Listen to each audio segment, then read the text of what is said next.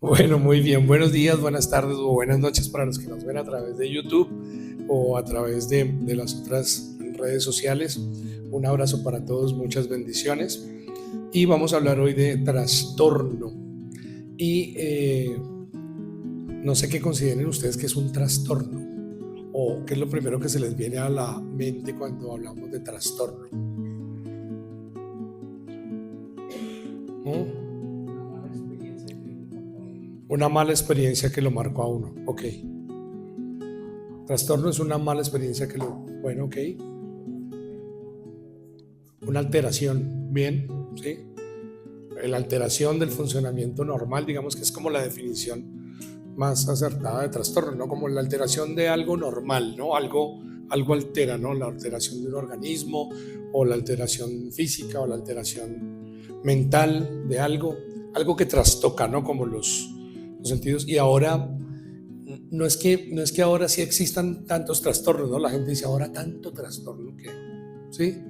Ahora se diagnostican, ahora se conocen, ahora se individualizan además, porque antes eran todos los trastornados, diferentes trastornos, pero como que se trataban de la misma manera. Para la antigüedad antes podía ser hasta despectivo, ¿no? La idea es está como corridito, pero ha sido así desde chiquito, ¿sí?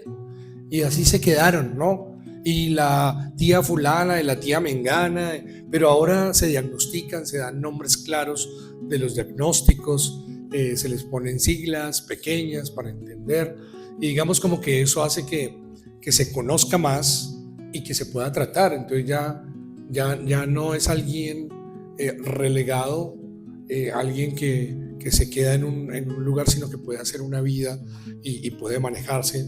Sí, obviamente ese trastorno no le inhabilita. Pero más allá de hablar de trastornos a nivel mental, o que también algunos lo llaman disfuncionalidades, maneras de estar, de algo que se alteró en la vida normal, hoy quiero verlo desde otro punto de vista también. No solo que no lo queramos ver desde el punto de vista de la alteración negativa, sino que también lo vamos a ver desde el punto de vista positivo, para entender esto de trastorno. Y la palabra trastorno, al menos en lo que yo hablo acá, tiene que ver es con un pasaje que está en Hechos capítulo 17, ya que conocemos tanto de trastornos ahora. Hay un trastorno límite de la personalidad, ¿sabían? Esa persona que tiene temor a quedarse sola, pero hace todo lo posible por alejar a los que tiene cerca, justamente porque no sabe manejar sus emociones. Era lo que decía Jiménez: alguien no grita, alguien no cuenta, alguien cree que eso solo pasa en las telenovelas turcas. ¿Mm? ¿Mm? Y ocurre.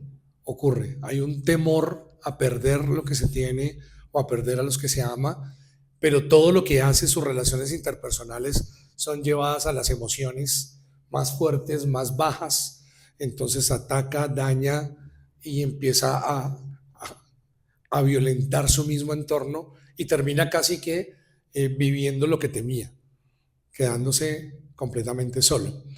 Eh, Todo lo que alteramos, todo lo que no está bajo el control de Dios, si está en el control nuestro, pues se nos puede salir de las manos. No sé cuántas veces usted ha pedido perdón por el mismo pecado. No me cuente, ¿sí? De pronto no le pasa a usted porque usted ya superó la etapa del pecado. No, estoy ya en una evolución zen tan grande, Albino, que en la palabra pecado la dejé. Para mí eso fue el kinder cristiano, ¿no? Pero de pronto para los demás mortales piden perdón por y se les volvió incluso una frustración. Yo he pedido perdón por lo mismo vez tras vez. Y a veces no he terminado de pedir perdón cuando ya estoy otra vez tentado a caer en la misma situación. Sé que no debo hacerlo y termino haciéndolo, termino dañando a otros y termino perdiendo la batalla. Hay personas, incluso cristianos, que han dejado de orar por eso. ¿Y por qué han dejado de orar? Porque se frustraron. Digo, es que yo tantas veces le pedí a Dios y sigo cayendo en lo mismo. Ya me da, he oído personas que me dicen, ya me da hasta pena. De verdad que me da hasta pena con Dios vivir pidiendo perdón por las mismas cosas. Y yo a veces les digo, ¿Qué quieres? ¿Quieres que Dios te demanda que seas novedoso en los pecados? Que al menos no pidas perdón por cosas antiguas, pero ahora tengas nuevos pecados, tengas que pedir perdón por los nuevos pecados. Sería mucho mejor, te daría menos pena. Realmente todo pecado para Dios hay que ponerlo en el altar cuanto antes. No importa cuántas veces, no importa cuántas veces hayas caído en él, acércate, porque es lo que dice Hebreos, acerquémonos al trono de la gracia. ¿De dónde nace la palabra trastorno del tema? Hechos, capítulo 17, verso 6 en adelante. Está hablando de dos hombres, Pablo y Silas. Eran amiguitos, Pablo y Silas, de misión. Iban de misión. Casi que recorrieron juntos el Asia Menor, el mundo conocido de la época. Sobre todo Pablo, por supuesto. Pero Silas lo acompañó en algunos viajes misioneros, junto con Bernabé también, hasta que dividieron sus caminos. Resulta que ellos estaban en la casa de alguien, que aquí le vamos a conocer el nombre. Fueron a un lugar. El título que aparece es Alboroto en Tesalónica. Pues andaban por allá, llegaron a diferentes lugares y empezaron a hablar del evangelio. Pero hubo algunos judíos que no creyeron en el evangelio y empezaron a buscarlo para llevarlos a las autoridades. Y aquí sigue la historia. Pero no hallándolos, fueron a buscar a Pablo y a Silas a la casa donde decían que estaban, y fueron hasta allá, dice, pero no hallándolos trajeron a Jasón. Ahí sabemos en casa de quién estaban, de un hombre llamado Jasón.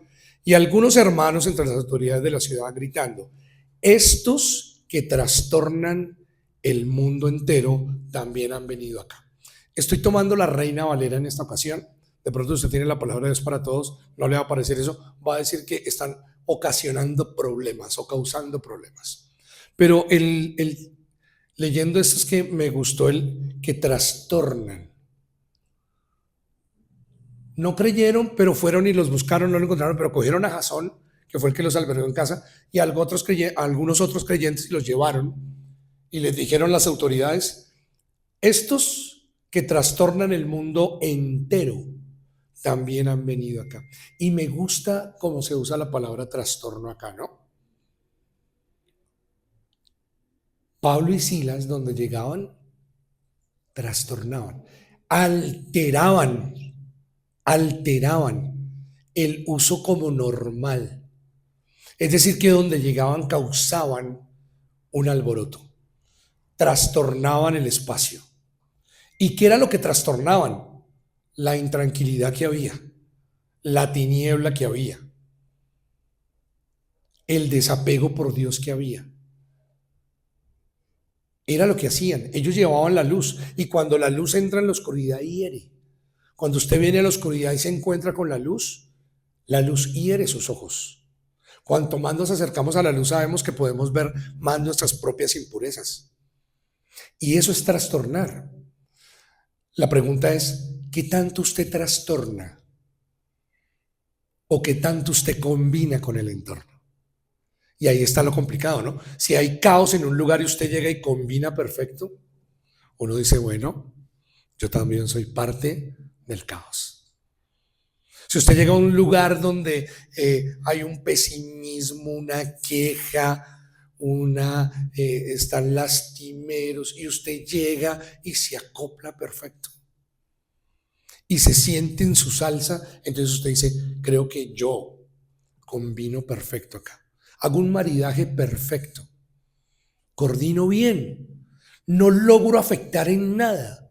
Pero si usted llega y es luz y empieza a herir la tiniebla, si usted llega y usted es sal para evitar que las cosas se dañen, entonces usted está trastornando, y eso de una u otra manera genera una incomodidad.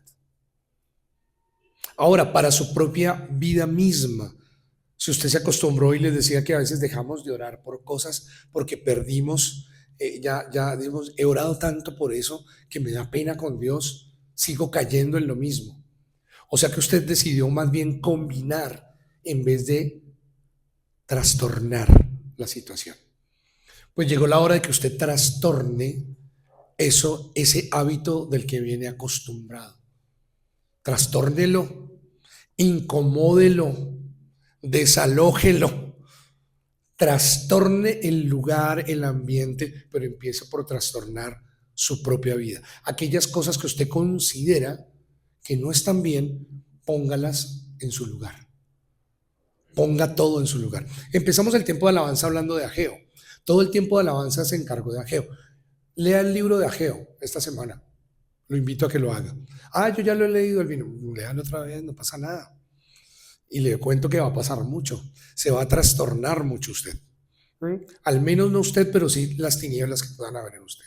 Ageo es muy corto. Y toda la historia de Ageo está en que un pueblo está buscando su sueño personal. Pero se olvidaron de Dios. Y Dios les dice, lindos todos, haciendo sus planes. ¿Y yo? ¿A mí no me llevan al paseo? Se les olvidó que tenían un Dios.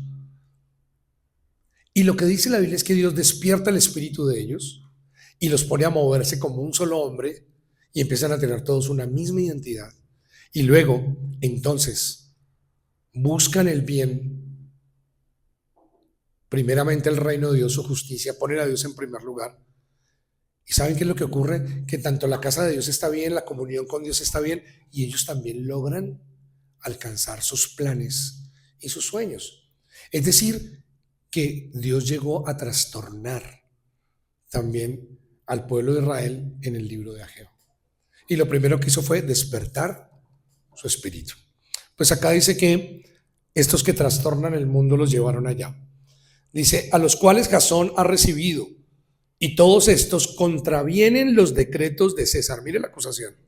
Diciendo que hay otro rey, Jesús. Ese era el problema que tenían ellos. Que estaban trastornando el orden. Pero ¿cómo quisieron hacerlo? Poniéndolos contra César, ¿no? César, están diciendo que hay otro Dios, otro rey. Cuidado, ¿no? Nosotros somos ciudadanos ilustres. Venimos a advertirte que ellos están trastornando el mundo, diciendo que hay un tal Jesús que es rey. Qué bueno que uno pueda ser acusado de trastornar el mundo si es por hablar de un rey y del único rey llamado Jesús. Qué bueno si uno logra trastornar el mundo porque llega a herir la tiniebla y uno no combina con ella. Si uno logra no combinar, entonces vamos por buen camino. Podemos trastornar. Ahora, aquí viene el punto, y es el punto que a veces nos afecta a nosotros como creyentes. Y es, Albino, ¿yo cómo voy a trastornar el mundo? Tú no me conoces. Pablo era el que estaba trastornando el mundo. ¿Saben quién era Pablo, no? Un perseguidor de la iglesia. Fue un perseguidor de la iglesia. Ahora, sí, pero ya se había arrepentido. Ahora Pablo es don Pablo. Antes era Saulo de Tarso, perseguidor de la iglesia. Ahora es Pablo, el apóstol. Y a quien se lee casi medio Nuevo Testamento. El apóstol Pablo. El gran apóstol Pablo. Pero el apóstol Pablo también tenía sus problemas interpersonales. También era un hombre psicorrígido en ocasiones. También peleó alguna vez con Bernabé. Hijo de consolación se llamaba Bernabé. Tuvo problemas con Juan Marcos. Problemas interpersonales. ¿Estoy hablando mal de Pablo? No, estoy hablando de que Pablo no era perfecto. Y estamos hablando de que Dios utiliza trastornados en ocasiones para trastornar el mundo. ¿Quién era la mujer samaritana? ¿No era una mujer trastornada en sus emociones? Y no la habían relegado muchos y la odiaban muchos, y luego fue esa trastornada, y perdón la expresión, la que Dios utilizó para trastornar Samaria. ¿Quién era Moisés? ¿No era Moisés un hombre que tenía ciertos problemas? Asesinó a un egipcio. Y aunque digan, no, es otro contexto, Albino, porque tú no sabes lo que es nacer en un pueblo donde están matando a los hombres, bebés, porque nacen en esclavitud y no quieren que los judíos tengan más hijos. Tú no sabes lo que es un trauma de ir en una canastica por el Nilo y todo el resentimiento con el que pudo haber crecido alguna vez Moisés, siendo un hijo adoptado en medio del reino de un faraón. Todo puede ser. Si se trastornó o no se trastornó, pero terminó haciendo una cantidad de cosas.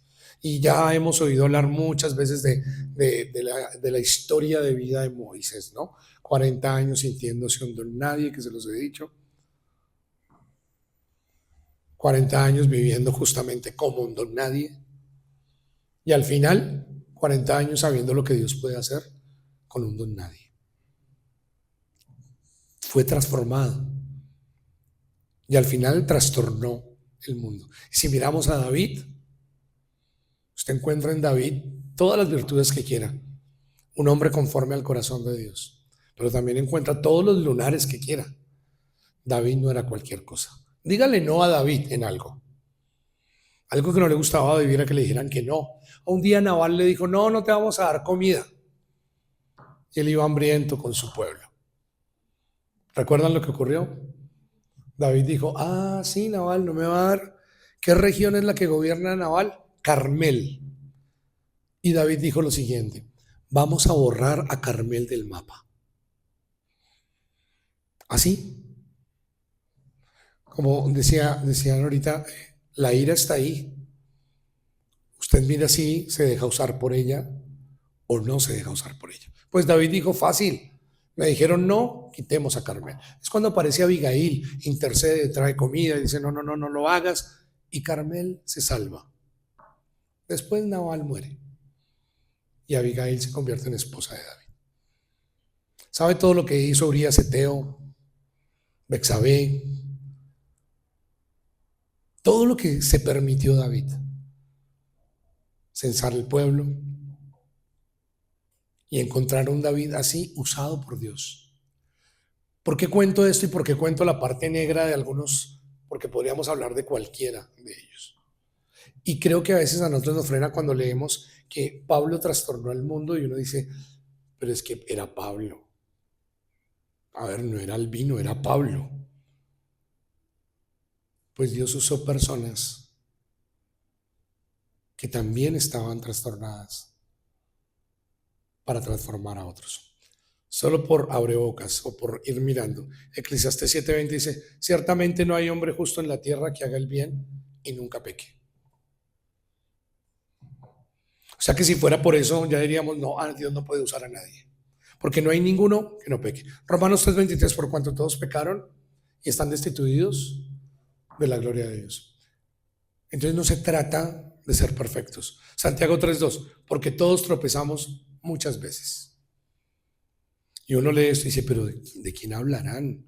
Eso no me describe a mí. Primera de Juan 1:8, si decimos que no tenemos pecado, nos engañamos a nosotros mismos y la verdad no está en nosotros. Job 4:18, he aquí a sus siervos, en sus siervos no confía y noto necedad en los ángeles. Siempre vamos a encontrar eso. El mismo apóstol Pablo en 2 de Corintios 12:9 dice, y me ha dicho, bástate mi gracia porque mi poder se perfecciona en la debilidad. Por tanto, de buena gana me gloriaré, más bien en mis debilidades, para que repose sobre mí el poder de Cristo.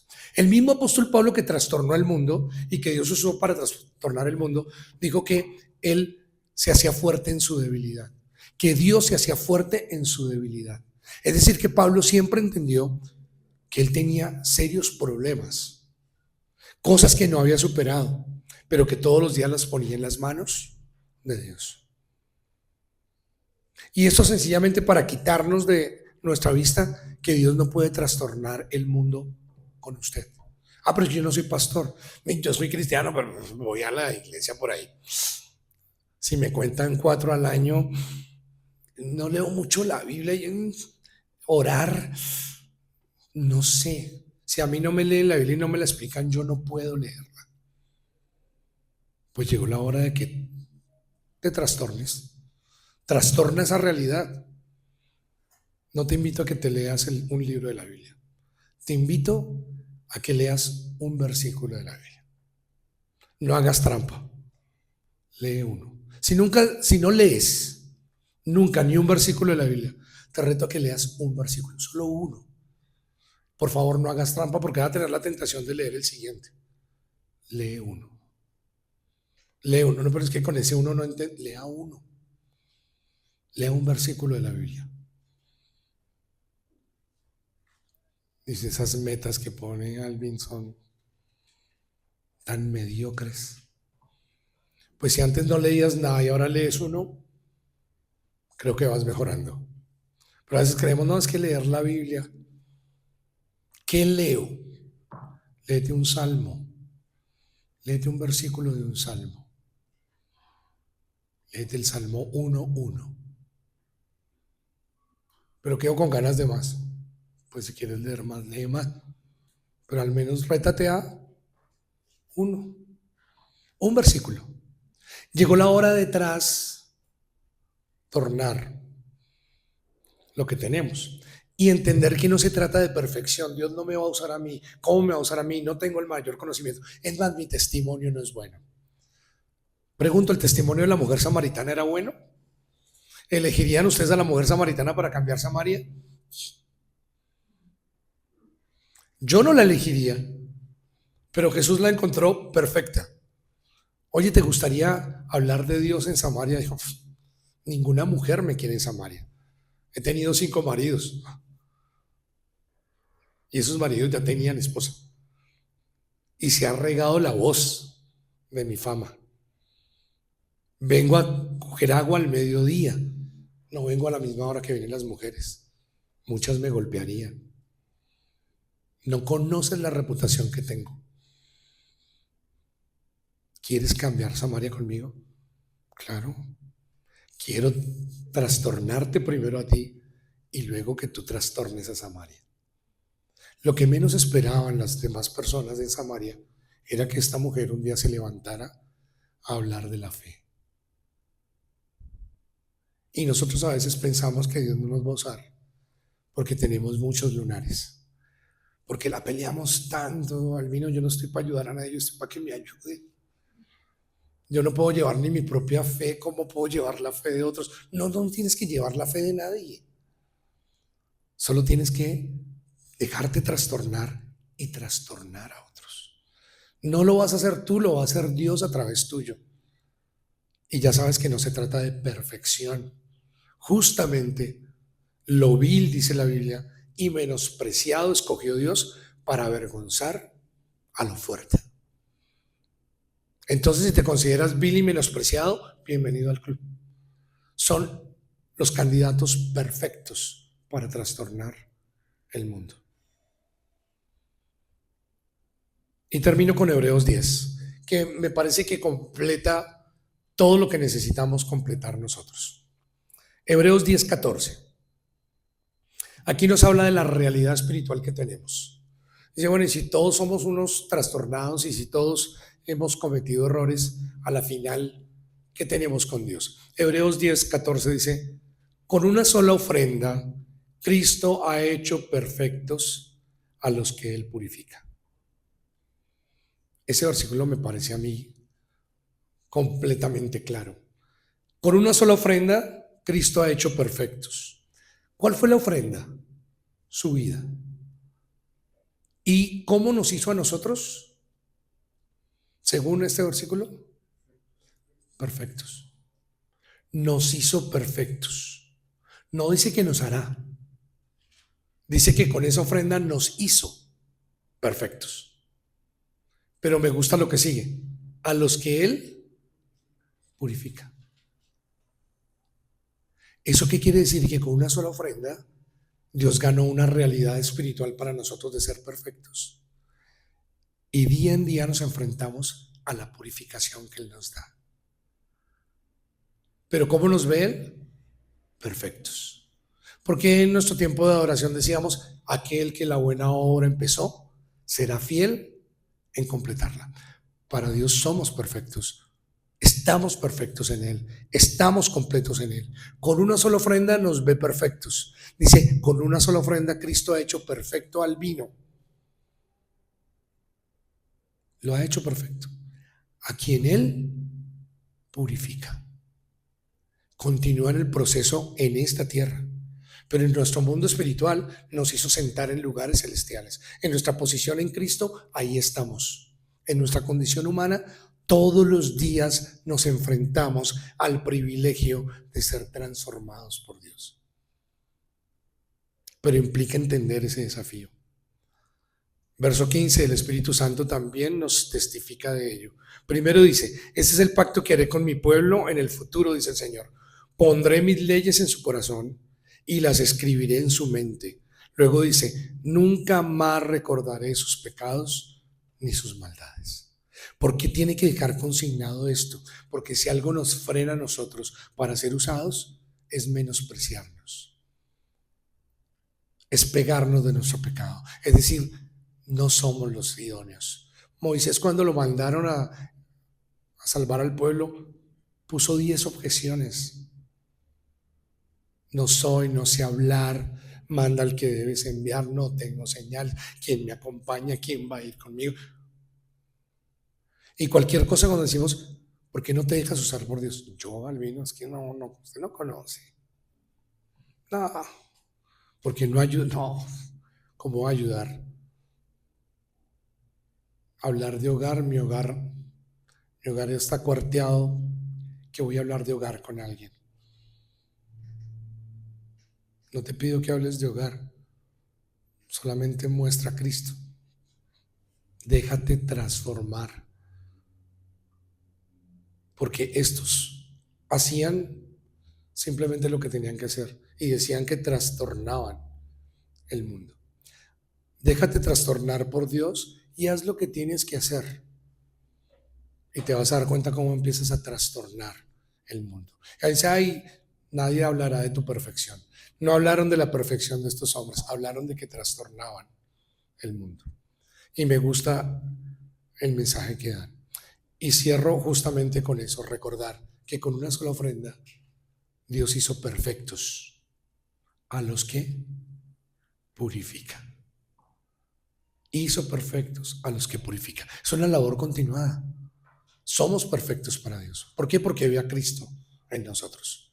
Y en esta tierra, ¿por qué no nos vemos iguales a Cristo? Porque todos los días debemos ser transformados para poder transformar la vida de otros. Así de que no te frene el hecho de que he pedido perdón por el mismo pecado tantas veces.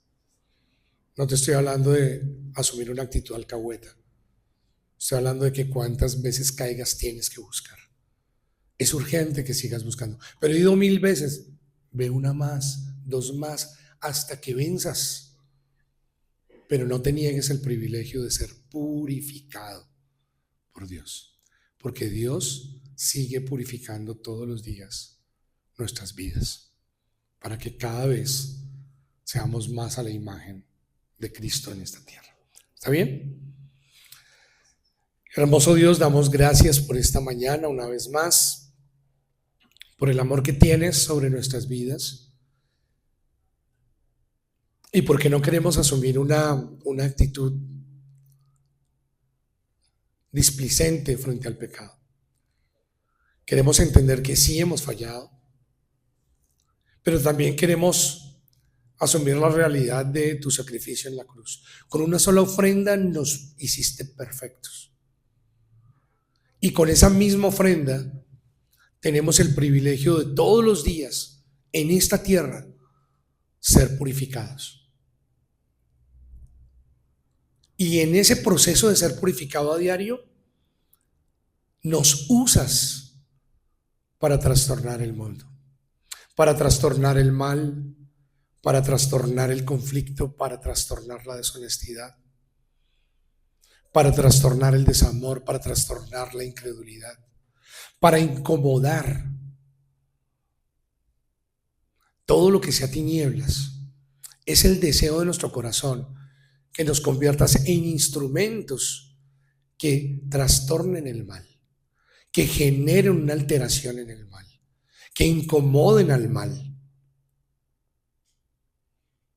que podamos estar en tal comunión contigo, que nos uses de esa manera.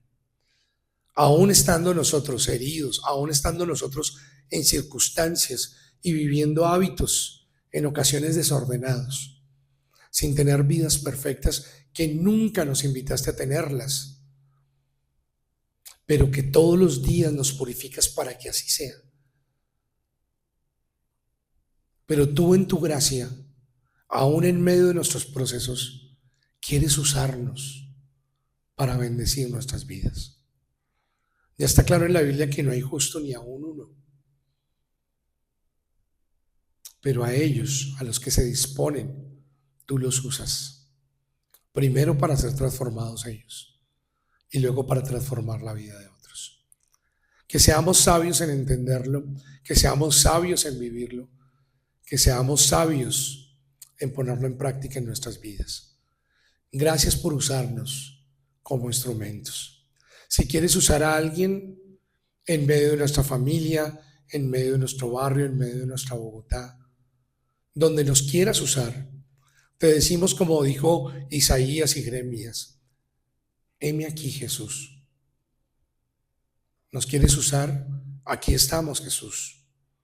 Conoces nuestras limitaciones, conoces nuestras vivencias, pero justamente porque nos conoces es que nos quieres transformar y nos quieres usar. Por eso, si en algún lugar quieres hacer tu obra y a ese lugar quieres llevarnos, o en ese lugar estamos nosotros, aquí estamos dispuestos para que nos uses conforme a tu misericordia, conforme a tu gracia, y podamos ser de aquellos que trastornan el mundo para bien. En Cristo Jesús. Amén y amén. Iglesia, los que están ahí, muchas gracias. Bendiciones a todos.